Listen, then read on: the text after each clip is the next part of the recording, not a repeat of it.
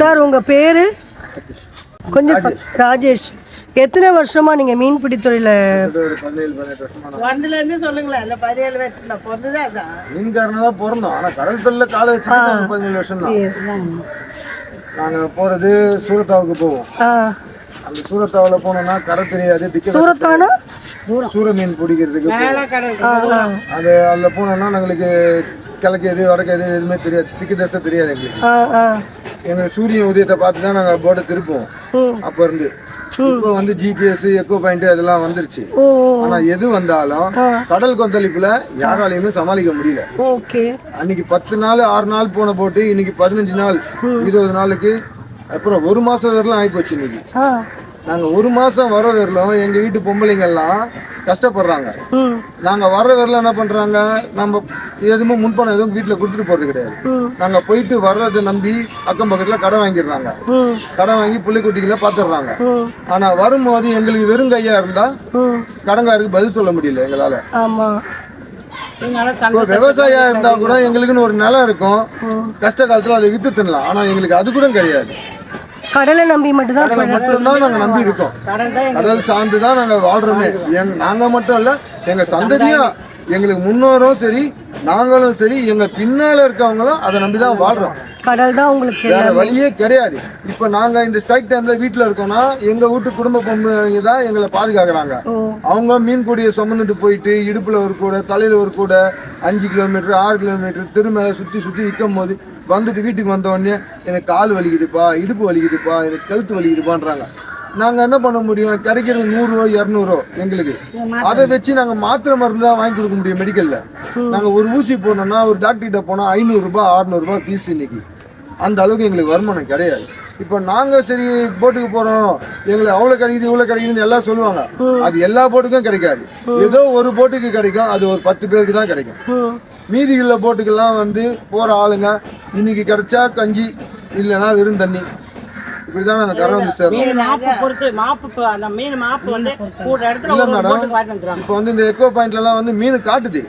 அது பொடி மீனா இருந்தாலும் காட்டுது, பெரிய மீன் இருந்தாலும் காட்டுது. பொடி மீன் பிடிச்சிட்டு வர முடியாது. ஏன்னா நாங்க போடுற வலையில பொடி மீனுக்கு இடம் கிடையாது. பெரிய பெரிய கண்ணா இருக்கும், அதுல பொடி மீன் பூந்து போயிடும். பெரிய மீனா இருந்தா மட்டும்தான் எங்களுக்கு பணம். நீங்க எவ்வளவு நாள் ஆகும் கடலுக்குள்ள போயிட்டு கரைக்கு திரும்ப? ஆரம்ப காலம் வந்து 6 நாள்ல இருந்து அப்புறம் 10 நாள் ஆச்சு, 15 நாள் ஆச்சு, இப்போ 20 நாள், இப்போ 1 மாசம் வரலாம் போகுது. வரலாம் போறோம். ஏன்னா இங்க இல்லைன்னா வேற இடம் பார்க்கணும். அதனால அந்தமான், கல்கட்டா இந்த மாதிரிலாம் போறோம். நீங்க மீன் பிடிக்க போறீங்க இல்லையா கடலுக்குள்ள, ஏதோனும் இடர்பாடுகள், அதாவது காத்து மழை? எங்களுக்கு மழைலாம் பிரச்சனை இல்லைங்க அம்மா, காத்து தான். அந்த மாதிரியான சமயத்துல நீங்க எப்படி அதை ஹேண்டில் பண்ணுவீங்க? கடலை கையில பிடிச்சின்னா இருக்கணும். நாங்க சரி பெரிய போட்டுக்கு போக முடியாது, 15 நாள் 20 நாள் பெரிய தொழிலுக்கு போக முடியாது, சிறு தொழிலுக்கு போறோம்.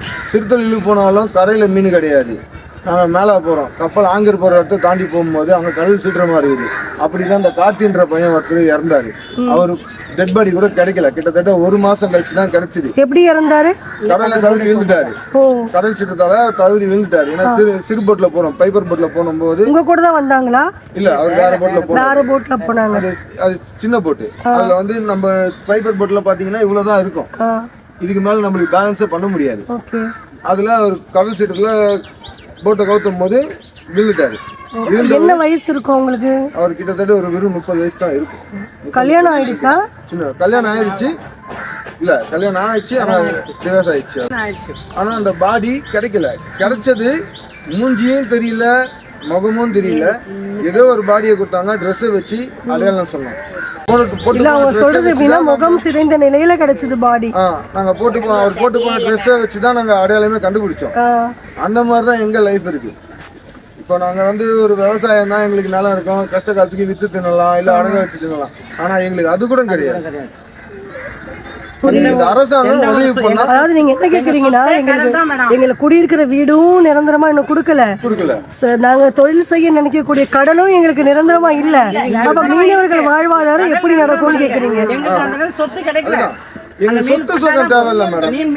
நாள காலத்துக்கு எங்க புள்ள குட்டிங்களை படிக்க வச்சா அந்த படிப்புக்கு ஏற்ற வேலை எங்க புள்ள குட்டிகளுக்கு கிடைக்கணும். அரசு வேலையும் கிடைக்கிறதுக்கான வாய்ப்பு இல்ல. எம்பிசி எங்களுக்கு வந்து எம்பிசி கோட்டால இருக்குது. அதனால வந்து எங்களுக்கு சலுகைகள் இல்லைங்கிறீங்களா? அரசோட சலுகைகள் இல்ல, கிடைக்கலங்கிறீங்களா? அரசு கொடுக்குது. மீனவர் சமுதாயத்தை சேர்ந்தவங்க அரசு வேலையில இருக்காங்க, ஆனா சலுகைகள் இல்லைங்கிறீங்க. அரசு வேலையில எங்க அந்த அளவுல கிடையாது. மீனவர் வந்து அந்த அளவுல கிடையவே கிடையாது. நாங்க எதுக்கும் போராட மாட்டோம் மேடம். நாங்க எதுக்கும் போராடுறதுக்கு இல்ல. ஏன்னா தினம் எங்களோட வாழ்க்கையே போராட்டமா இருக்கு. இதுக்காக நாங்க போய் போராட முடியாது. கம்மியாகுது. போராட்டம் பண்ணினா இருக்கு. எந்த முன்னுக்கு வந்து யாரு என்ன பண்றாங்க? போராட்டம் பண்ணினா இருக்கு. இப்போதைக்கு வேலை வச்சுக்க எங்கனால துள்ள முடியல. ஆத்துலயே ஒண்ணு இல்ல, கடல்ல ஒண்ணு இல்ல. பண்ணி ஒரு பிரயோஜனம் இல்ல. போராட்டம் பண்ணா வாய் வாய் பசி பட்டியை தான் சாகுறோம். நீங்க நாங்க பசி பட்டியை தான் போகுது. இந்த விடுபட்ட வீடுங்க தயவு செய்து சீக்கிரம் கொடுங்க. இந்த தாருக்கு ஒதுக்கீடு பண்ணிருக்காங்க, அந்த ஒதுக்கீடு பண்ணி உடனே கொடுங்க.